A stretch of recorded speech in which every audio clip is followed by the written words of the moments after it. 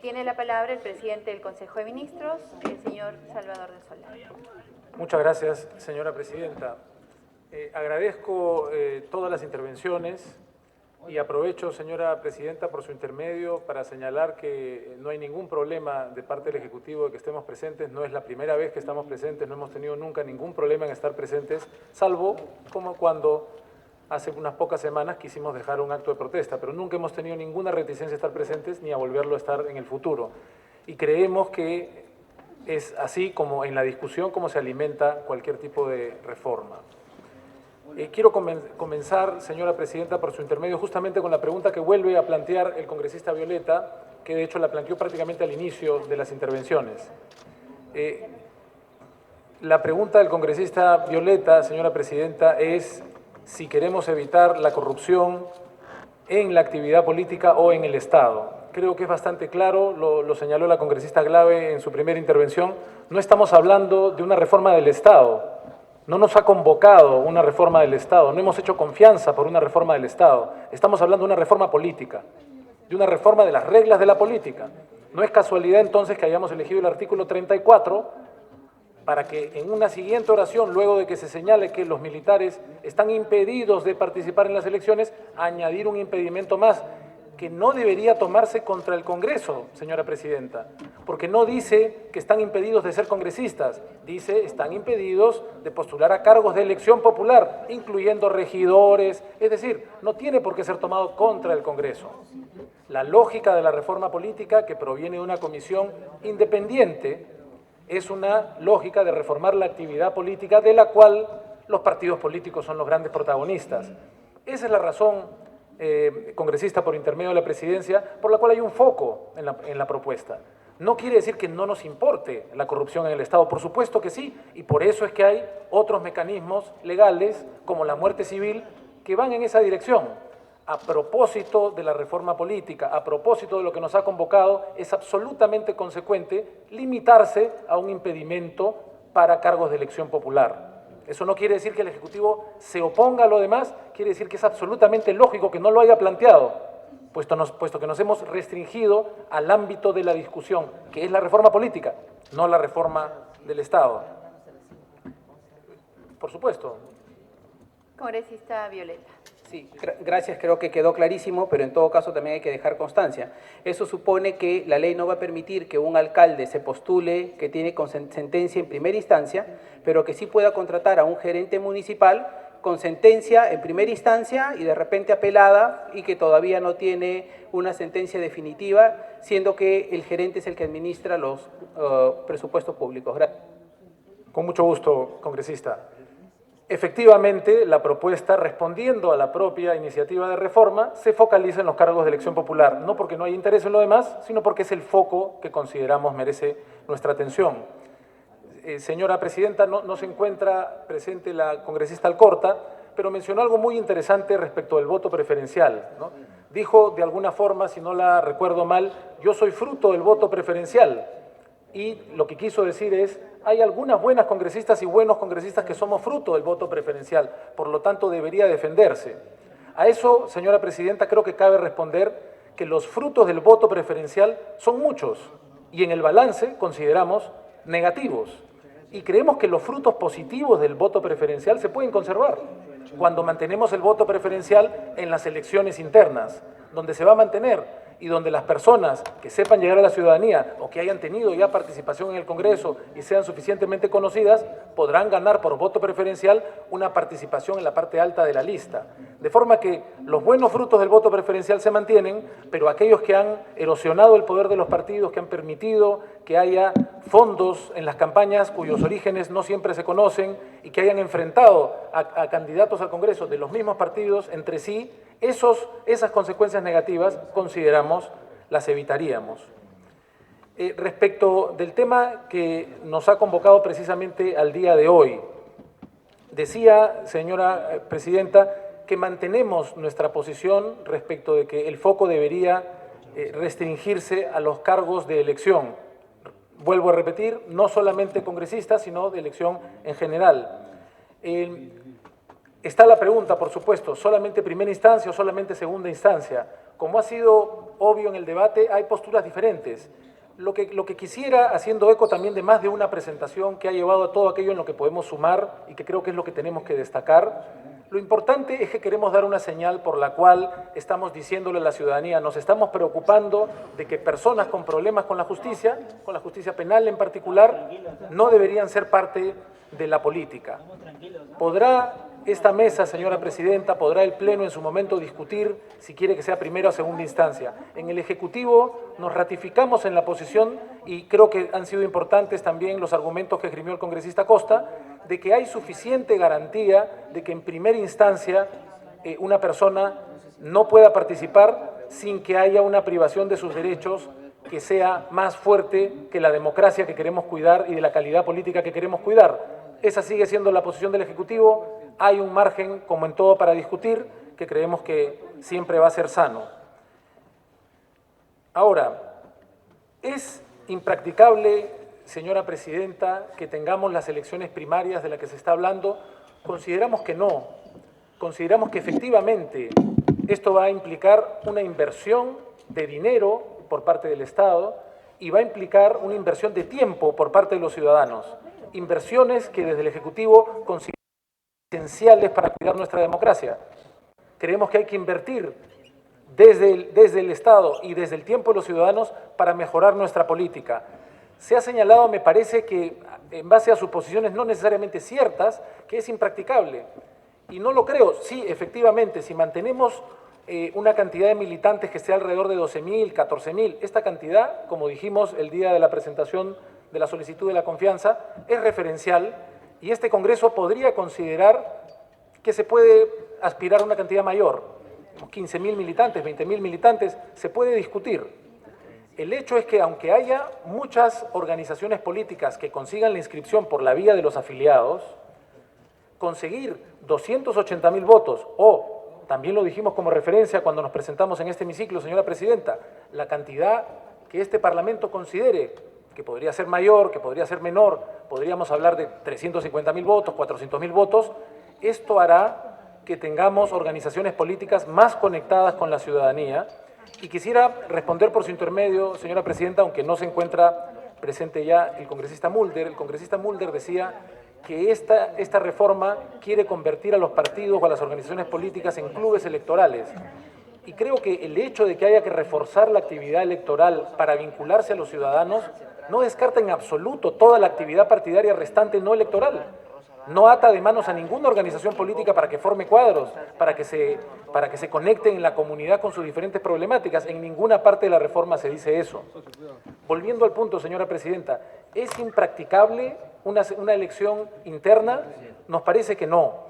Nos parece que seguramente descubriremos dinámicas diferentes, con mucha publicidad, muy probablemente a través de las redes sociales, donde las ciudadanas y ciudadanos decidirán qué organización política ha llamado su atención y luego verán qué personas al interior de esa organización pueden llevar su simpatía para un voto preferencial.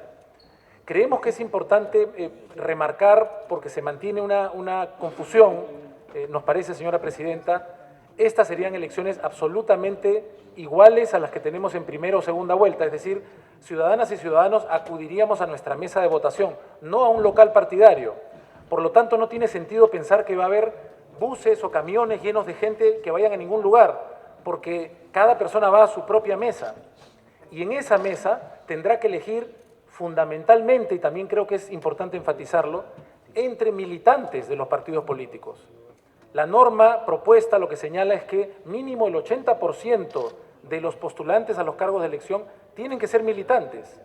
Por lo tanto, es el propio partido el que decide quiénes entre sus militantes pueden postular, porque como dije más temprano, señora presidenta, la norma lo que señala es que tendrán que tener un mínimo de 1 año, o para el 2021, 6 meses de militancia, pero los estatutos de cada partido pueden señalar que no basta con eso para pretender, por ejemplo, ir al Congreso, con lo cual un partido puede decir que se necesita 1 año o 2 y por ejemplo, haberse encargado de alguna secretaría, de algún comité, de forma que las personas que tengan derecho a postular serán personas que hayan ganado su lugar en el partido y, repito, que conformarán como mínimo el 80% de los postulantes. De modo que creo que no es correcto pensar en que esta es una medida absolutamente vulnerable a sabotajes. Respecto de la congresista Glave, por su intermedio, Presidenta, pidió una precisión respecto a la diferencia entre el financiamiento, que sería el lavado de activos, y el financiamiento indebido. Efectivamente, si se da el caso que un partido está lavando dinero de fuente ilícita, estamos hablando ya de lavado de activos, que es un delito ya existente.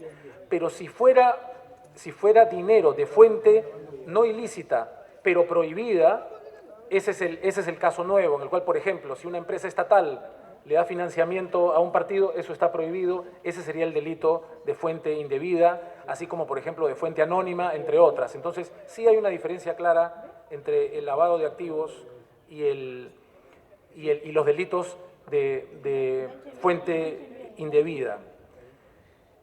Respecto del tema, se ha mencionado que porque la propuesta, aunque no es una de estas 6, pero aprovecho para responder, porque la reforma sugiere que los votos para el Congreso coincidan con la segunda vuelta, nos convertiríamos en un régimen bipartidista, cosa que no corresponde a los deseos, se ha mencionado, o a la tradición peruana.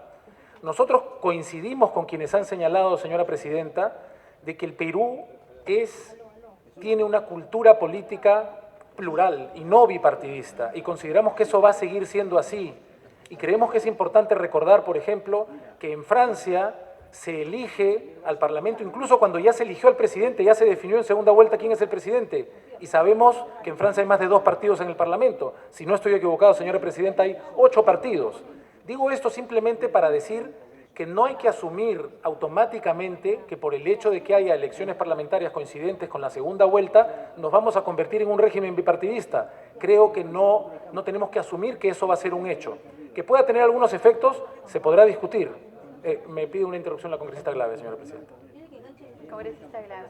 Gracias, Presidenta. Solo muy preciso. Creo que en eso tenemos un debate, queda claro. Solamente quiero tener la certeza de que esa parte no es parte de la cuestión de confianza y que quede claro. Es lo único que quisiera tener claro. Gracias, Presidenta. Gracias, Presidenta. Efectivamente, como señala la congresista Glave, eso no es parte de lo que sea sujeto a confianza, así como ella misma mencionó más temprano, ninguna de las disposiciones que tienen que ver con las relaciones entre Ejecutivo y Legislativo.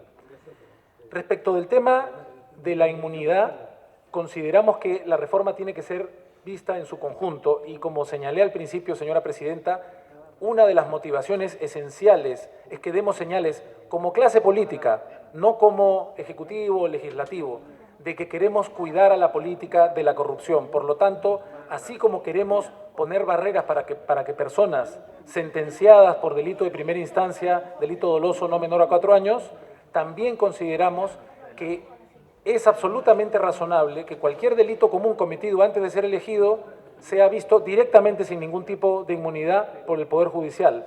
Lo mismo que el caso, lo mencionaba por su intermedio, Presidenta, la congresista Beteta más temprano, lo mismo que en el caso de flagrancia, actualmente la Constitución señala que cualquier congresista en caso de flagrancia será puesto a disposición de la Comisión Permanente, todavía no del Poder Judicial, que es lo que sugiere el nuevo proyecto que hemos presentado.